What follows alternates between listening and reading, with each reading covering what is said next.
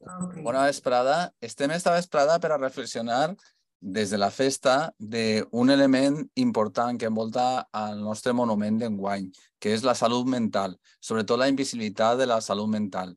I tenim la sort de comptar amb nosaltres a una destacada professional, que és Esperanza Navarro. Moltíssimes gràcies per estar a la nostra falla esta vesprada. A vosaltres, gràcies per convidar-me i per tindre en compte aquest tema, que per a mi és molt important, clar. Sí, comentàvem, abans de que jo tingués unes preguntes preparades, però comentàvem al principi que tenies algunes reflexions que es podies aportar, no?, sobre este tema de la salut mental. Sí, Què podien dir sobre este tema? volia dir en primer terme alguna cosa bàsica, no? La falla enguany anirà sobre salut mental, no? I continua sent necessari parlar d'això i no només parlar, sinó fer més coses, no? Però això no és un tema nou, vull dir, la Organización Mundial de la Salud ya en el año 46 va a definir la salud no con la ausencia de enfermedad, de malalties, sinó com el benestar sencer, físic, mental i social. O sigui, que una persona que estiga sana no és només aquella que no tinga encara identificat cap malaltia en l'esfera física, mental, sinó una persona que hagi assolit o que hagi arribat a una situació de benestar. Aleshores, no només absència d'enfermedad, sinó benestar en els tres àmbits. Físic, que és el que normalment la gent pensa quan pensa en malalties, però també mental i social. I això és de l'any 46. Vull dir que ja portem, dins de poc, quan se'n donem compte, un segle. El que passa és que això pues, és una declaració de l'Organització Mundial de la Salut que molts governs, al meu parer, ens falta realment voluntat de portar a la pràctica això, no? Això era una cosa important. Altra cosa que volia dir és que, bueno, jo tinc les xifres del Sistema Nacional de Salut, és a dir, del conjunt de sistemes de salut de les comunitats autònomes que formen tots juntes el Sistema Nacional de Salut, se diu així, perquè les competències sanitàries estan delegades. En el cas del País Valencià estan delegades des de l'1 de gener del 88. Tenint les competències sanitàries són nostres. Bé, aleshores, el Sistema Nacional de Salut espanyol, la taxa de psiquiatres, que seria una de les dues categories que principalment han d'estar representades quan parlem de salut mental, és de 11 psiquiatres per cada 100.000 habitants. Bé, si anem a psicòlegs, les dades és, bueno, la meitat, 5 amb 5 psicòlegs per 100.000 habitants. Però és que si anem a psicòlegs clínics, que són l'altra categoria que treballa en salut mental, és 1,9 per 100.000 habitants. És a dir, comparant en la resta de països europeus, que també tenim dades de la Comunitat Europea i tot això, estem en les tables que se fan, no? Prioritzant per la ràtio, estem en la part de baix de la taula, per baix de molts països que teòricament pues, diguem, el PIB no és tan alt o el grau de desenvolupament no és tan alt com seria el cas de l'estat espanyol. O sigui, la situació en termes de recursos, perquè és un aspecte crucial, no? Només la voluntat de fer les coses bé, sinó què estàs ficant per fer-les bé, és penosa. La situació de recursos humans. És a dir, en termes generals, la inversió en salut mental per part de l'Estat és en torn al 40% de la taxa europea, no? Per ahí. Va canviant una miqueta cada any, però no, és una de les conclusions, no ens hem manejat molt en els últims 20 anys. I això indica pues, que la voluntat de canviar igual no és tan forta, no? Com hauria de ser. Bé, per altra part, el que jo volia també fer palès així és que el dret a la salut i específicament dins d'ahir estaria també la salut mental a veure, és un dret que en el cas d'aquest estat el tenim reconegut, que és una part bona de l'assumpte, i és que totes les persones que estan visquent a l'estat espanyol tenen dret a l'atenció sanitària. Siga per, això no és precís parafrasear ni res, però bé, siga perquè estan cotitzant, estan d'alta en seguretat social, com si no tenen recursos, doncs hi ha una altra via per donar atenció sanitària. Això està bé, no tots els països tenen això. Ni tan sols dins d'Europa la situació és així en tots els països.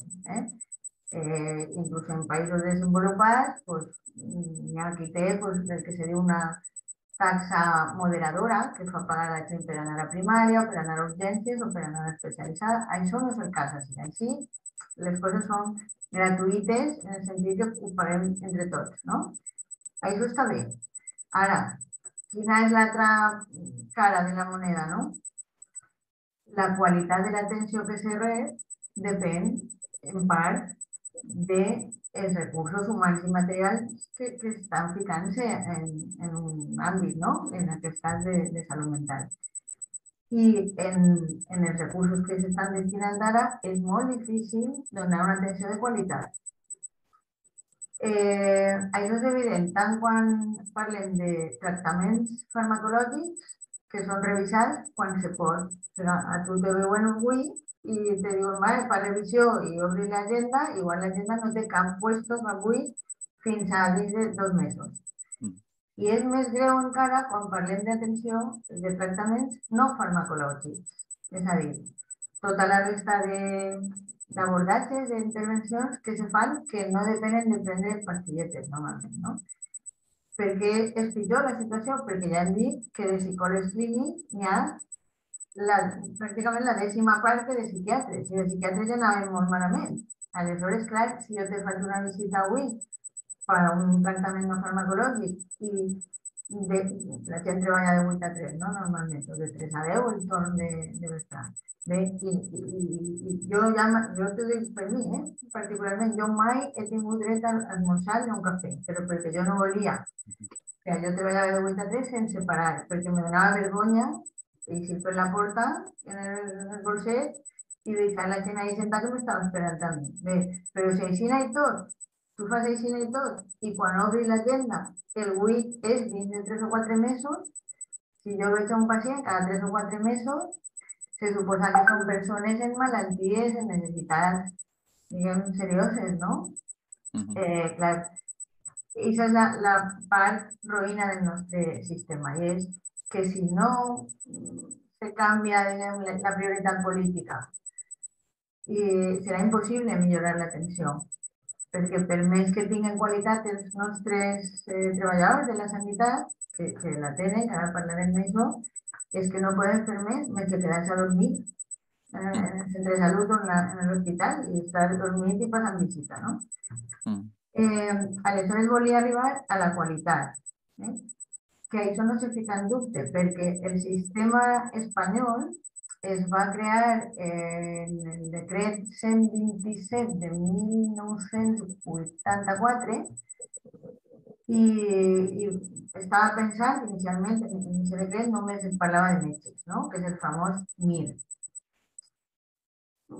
Passant el temps, el que s'ha fet és estendre aquest pla de formació a altres graduats universitaris que no són metges.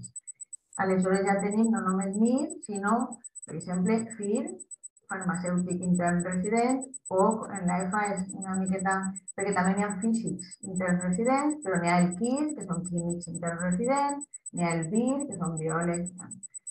I ja des de fa també molts anys tenim el PIR, no? Per psicòlegs intern residents. Bé, aquest sistema és el més garantista del món. O sigui, el PIR, el MIR, el KIR, el que siga, la formació especialitzada sanitària posterior al grau universitari, és només un invent espanyol. És un invent que està molt bé i la prova és que les joves, són joves nostres que estan en aquest procés de formació especialitzada, sense acabar inclús, sense haver terminat la formació, estan anant, se poden anar-se fora d'Espanya a treballar en qualsevol país europeu. O sigui, en Alemanya, en França, en Noruega, en Suècia, se'ls emporten. Perquè la formació especialitzada sanitària posterior a la universitari en la resta de països europeus continua com era en Espanya abans de 1984. És a dir, una persona acabava medicina o psicologia, ho dic perquè són les dos oficis més vinculats a la salut mental, es començava a anar de resident sense prova eliminatòria prèvia, sense oposició, sense res, començaven a anar a un servei doncs perquè li agradava aquesta especialitat, perquè tenia un conegut o un familiar, perquè siga, i als 2 anys d'estar anant tenia el títol d'especialista en el que fora digestiu, ginecologia o neuro, el que siga. Bé, la resta d'Europa continua funcionant així. Mentre que els nostres especialistes no són especialistes per aquesta via, sinó per una via que és molt més esforçada i dura. Aleshores, estan ben formats? Sí. Igual que en la resta d'Europa, al meu parer, millor formats, perquè hi ha una prova eliminatòria, una oposició, més uns anys en un pla d'estudis teòric i pràctic, diguem, exhaustiu, no? Però tornem a com estava. No n'hi ha prou personal, no n'hi ha prou, no n'hi ha una red, una xarxa prou estesa per donar resposta a les necessitats de la població. Però la població continua incrementant-se a Espanya, de moment, fins ara, no? Ara ja són quasi 50 milions de persones i al País Valencià també. I malgrat això, el nombre de persones, treballadors especialitzats en la salut mental no s'incrementa. I s'ha de tindre en compte que hi ha patologies emergents, o sigui, que tenim malalties que o bé no s'havien detectat o s'havien detectat però en un nombre molt xicotiu de persones i que conforme les darreres dècades pues, quasi pareix una epidèmia, no? L'atenció que requereixen des de xiquets fins a persones majors, parle per exemple adolescents o adults, el TDAH, no? Pues ha passat de ser, no estaven descrits casos, a tindre un volum de població que requereix atenció molt elevada. O els trastorns d'alimentació, més en dones, però cada vegada n'hi ha més homes, també, més xicons. O el trastorn límit de la personalitat, el mateix, de ser una cosa residual, pues ara és el més prevalent, no? I fins ara el que he parlat és jo des de l'atenció sanitària, no? De la salut mental, però n'hi ha una part social també que s'ha de treballar ahí socialment, no? Els mitjans de comunicació teniu ahí paper que fer, que és l'estigmatització dels malalts. És que n'hi ha xiquets, adolescents, inclús adults, que quan van a demanar o a rebre atenció en salut mental no volen que sàpiga que han anat ahí, no volen que, per exemple, el justificant que han de portar per l'escola o per el treball fique res de salut mental, que fique el centre de salut en general o que fique l'hospital, no? I aquesta estigmatització ja no és pròpiament de la malaltia, ja és la vessant social, considerem, no? I és que la gent té prejudici, normalment per ignorància, no? O per alguna mala experiència puntual es generalitza, no? A tota la població en algun símptoma o en alguna patologia mental. I això eren les coses així importants que volia dir, però que estic oberta a les preguntes. La veritat és que hem fet un recorregut perfecte, un poc en un itinerari que és el que havia plantejat jo així una miqueta. Si de cas el que fem ara pràcticament és simplificar un poc, perquè hem estat parlant de salut mental, que és el primer concepte que has estat definint, però realment, d'una manera divulgativa, què podem dir que en unes poques paraules que és salut mental? Quan parlem de salut mental, pràcticament tu has dit, no? Però... Clar, a veure, escoltem molt salut mental i tota la gent pensa una persona que no està mal, una persona que... Però què és realment salut mental, no? Clar, la salut mental seria no només l'absència de psicopatologia, sinó la presència de benestar psicològic. O sea, la paraula seria benestar psicològic, no? Seria un poc la que... La paradoxa que tenim és que mentre que, diguem, oficialment, no, o estatalment, l'atenció que es dona i els recursos són tot el que hem comentat, la gent, per contrari, sí que demana cada vegada més atenció per problemes més xicotius. És a dir, fa 50 anys, quan una persona demanava atenció, bueno, aleshores seria psiquiatria, no? Ara diguem salut mental perquè és més ample que no el psiquiatre soles.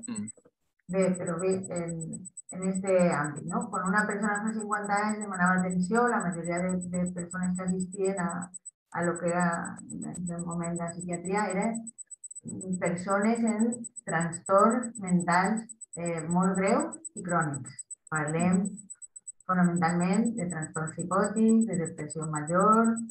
Bé, però cada vegada, igual que ha passat el mateix en altres camps de la salut, la gent demana atenció per coses no tan greus.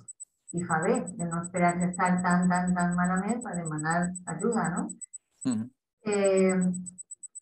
Fins al punt que de vegades és veritat també que trobem gent que acudeix a la xarxa pública per el que jo anomene, ja fa alguna dècada que ho anomene així, que és la psiquiatrització de la vida ordinària. És a dir, els recursos són els mateixos de sempre, però la gent demana ajuda per coses, diguem, normals, evolutives. És a dir, jo he tingut pacients que han vingut a l'hospital i han perdut un dia de treball o de col·legi o que sigui, per demanar ajuda perquè estava sense parar de plorar. I clar, pues, has de fer la història clínica, l'anamnesi, tot això, i clar, te trobes que fa una setmana que el pare o l'home o qui siga pues s'ha matat en cotxe, no? Aleshores tu dius, és que el més normal és estar plorant, filla, no perdis temps així, plora, sal a caminar, conta les teues penes a les teues amigues, és que has de fer això, has de passar el dol, no? No s'ha de psiquiatritzar el que és normal. Jo me preocuparia si tinguera una persona pues, ballant sardanes que fa una setmana que li ha matat l'home en un camió. Clar, aleshores sí, aleshores és psiquiatria, no? Però no al revés. Perquè en aquest estat, per exemple, si estiguera ballant, no tindria molta salut mental, no? Tot i que no es manifesta, no? Però realment no hi ha salut mental, no? En aquest cas. Clar, en aquest cas sí que necessitaria una avaluació i una ajuda, probablement. Però... Mira, parlant de salut mental, que és un concepte novedós, vull dir, de cara a la societat, no per a vosaltres, el dubte que tenim també és si hem d'apartar el concepte de malalt mental. Realment hem d'autodefinir-ho, definir-ho d'una altra manera. És correcte parlar de malalt mental o és millor definir-ho a través de salut mental? A veure, el més adequat ja fa temps que considerem que és parlar de persones que tenen o una malaltia, si es considera al final que això és una malaltia establerta i tal, o uns símptomes. Per què? Perquè els símptomes i els signes, que hi ha les dues coses, és a dir, les malalties no són com una pedra, no sé, immutable, sinó que, com tot en la vida, pues, hi ha etapes, hi ha períodes en què la persona es troba millor o es troba pitjor, o té una recaiguda, o inclús pues, de vegades passa també que aconseguim entre la natura i nosaltres que els símptomes o la malaltia sencera estiga en remissió, és a dir, que pareix que ja està bé, ha desaparegut. Aleshores, la persona està sempre ahí, les persones estem ahí, però els símptomes, com passen moltes coses en la vida, pues no sempre tenen el mateix pes o la mateixa gravetat. Aleshores, seria millor dir una persona en això o en símptomes. Encara que siga una malaltia persistent, no? Que pot ser que es manifeste tota la seva vida, però parlarien també de persones amb símptomes, no? Seria el més adient. Sí, perquè n'hi ha persones en malalties que tradicionalment s'han considerat cròniques, que és veritat que costa més de, diguem, eliminar, no?, del tot, però que estan tan estabilitzades, estan en absència de símptomes que poden portar una vida, diguem, ordinària, no? Si és estudiant, si és treballador o si té família, en fi, en totes les esferes de la seva vida. Molt bé, jo crec que ja hem dit per a mi dos paraules o dos conceptes molt importants, sobretot per a la població, que és el tema del benestar psicològic, que m'agrada molt, no sé, que arriba al carrer això, i les persones amb símptomes. Però si ens situem ja en l'estat espanyol o en el nostre país, la veritat és que som un país amb salut mental Bueno, tenim la saludable. fama. Com es trobem? A banda del tema de que s'actua més o menys, però la primera pregunta que volia llançar-te és realment com estem? Estem bé? Vale, és que les dades oficials, clar, reflecteixen la gent que és atesa Clar. pel sistema públic. Molta gent que no és atesa perquè no demana atenció o perquè demana atenció i diguem la cadència de la freqüència de visites és tan roïna, no?, que acaba en la privada. D'això no podem tindre dades. No? Si deixem a banda les dades quantitatives, que pel que estàs dient la veritat és que no són molt, no reflecteixen molt la realitat, no? Pel que estàs dient, teniu elements o variables que no siguin quantitatives que ens indiquen una miqueta quina és la situació? Sí, a veure, els espanyols tenim fama de viure molt bé i de ser un país molt feliç i tal, però clar, això és el que reflecteix la imatge dels forasters que venen de vacances, no? Que no són els que viuen així, treballen així i pateixen així. Aleshores, n'hi ha alguna cosa en la que inclús eixim pitjor que la mitjana europea. Per exemple, el trastorn del somni, que és una altra lluita que està també relacionada amb la salut mental, relacionat en l'horari que portem de treball a Espanya. I això és, bueno, de vegades és també en premsa i tal, no? Que n'hi ha una plataforma inclús estatal per a la racionalització dels horaris, no? Evitar el presencialisme al lloc de treball, etc., que fa horaris immensos, infinitos, que deixa poc per dormir, de fet, i per altres coses. Tenim dades també que no estan molt bé en trastorns d'ansietat. El prototip de persona ansiosa a Europa, òbviament llevant les zones, les àrees en guerra i tot això, que això és una altra qüestió, parlem de zones, diguem, en situació de pau, no? És una dona amb fills menors, no?, dependents, que treballa fora de casa, una dona de mitjana edat, diguem, que té un horari excessiu fora i que suma, incrementa l'horari intern de l'hogar. I aquesta dona és molt probable que sigui espanyola, per exemple. Sí, clar, perquè és la multitarea, multifunció. Molt bé. No, el panorama no és el que pinten, diguem, tradicionalment, no? Pot parèixer que, no sé, els pobles mediterranis, no?, per la qüestió del clima, no?, que en principi pareix, no sé, no?, que haurien de ser, encara que això sigui un tòpic, no?, un poc més alegres pel fet de tindre més llum, més hores solars, no? Sí, però realment no és així, no?, del tot. És que, clar, el funcionament mental és prou complicat. Sí que és veritat que les hores de llum són un factor que afavoreix la salut mental i, de fet, en Escandinàvia, que tenen molt poquetes hores de llum, i a banda dediquen molts diners a la sanitat i a la investigació, hi ha una teràpia que està, diguem, a l'abast, no?, de l'atenció pública en salut, que és la fototeràpia. És a dir, que hi ha com unes càmeres que es donen algo similar al que seria prendre el sol, però artificial, perquè sí que s'ha comprovat, per exemple, la relació entre el nombre d'hores solars, l'absència d'hores solars i l'increment de la depressió estacional, que se diu, no?, que és més freqüent en la part de dalt d'Europa. Sí. Acabant ja un poquetet amb les persones amb símptomes, ja no direm malalts i malaltes, persones amb símptomes, has estat parlant del trastorn del somni, de l'ansietat, però aquestes persones amb símptomes més clàssics, entre cometes, podríem parlar d'esquizofrènia, no sé, que coneix la gent pel carrer, quina és la situació d'aquest tipus de malalties més conegudes? A veure, jo ahir és que no soc molt optimista. A veure, N'hi hagué un moviment en els anys 70, no? Quan tots els moviments revolucionaris i tal, la majoria, que es va dir l'antipsiquiatria, que va abogar i ho va aconseguir el tancament de les institucions tancades. Perquè estar en una institució tancada de salut mental en aquelles dècades en tot el món, no només a Espanya, implicava unes condicions pitjors que les de la càrcel, no? Les de la presó. Bé, això es va fer, es va aconseguir en tot el món desenvolupat, per almenys, però el que ha fallat així és que si tu elimines aquest recurs, que era un recurs pues, fonamentalment per a malalts greus, has de desenvolupar altres recursos, altres tipus de centres d'atenció i de professionals que estiguen a l'abast d'aquests malalts. El que no pots és tancar això i no crear altres coses.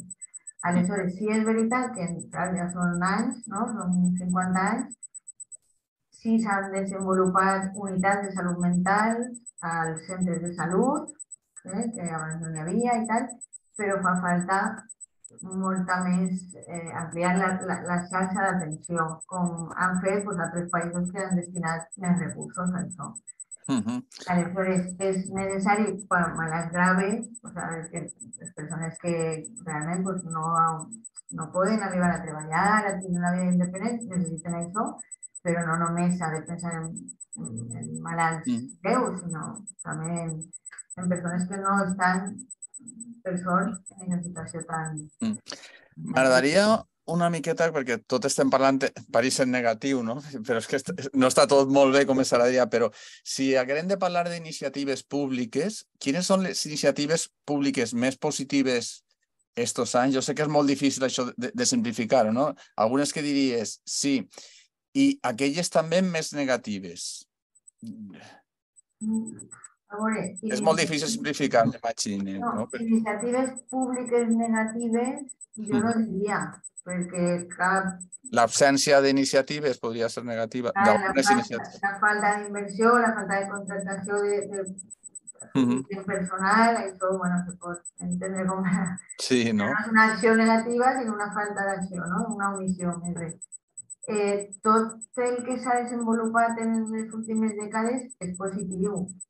A nivell estrictament sanitari, o sigui, depenent de la Conselleria de Sanitat, i també social, no? Per exemple, hi ha alguns recursos com els CRIS, no? Els centres d'atenció a malalts crònics que depenen d'altres conselleries i tal, i també són positives.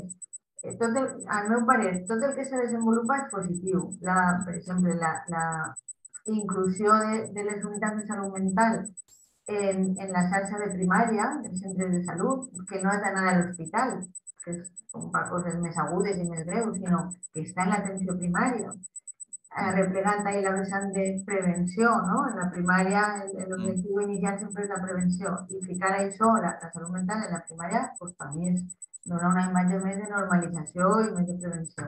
Tot el que s'ha fet és positiu, el que passa és que per acabar en positiu també només que demanem que continuen, que s'ampliï això, que no està tot fet, que se podien fer moltes més coses, però tots els recursos que s'han desenvolupat per les unitats de salut mental d'infància i adolescència específiques per a menors també és molt positiu, perquè s'ha de cuidar la salut mental al llarg de tota la vida, xiquets, adults, persones majors, que cada vegada tenim més persones majors, també, per tant, tindrem més persones majors en alguna patologia, perquè tenim un volum major.